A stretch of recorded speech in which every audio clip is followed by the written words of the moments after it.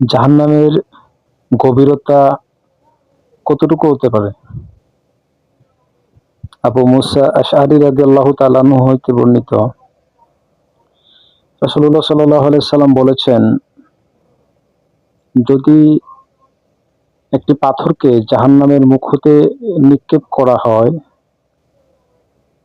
আর ওই পাথরটি যদি ৭০ বছর পর্যন্ত নিচে যেতে থাকে,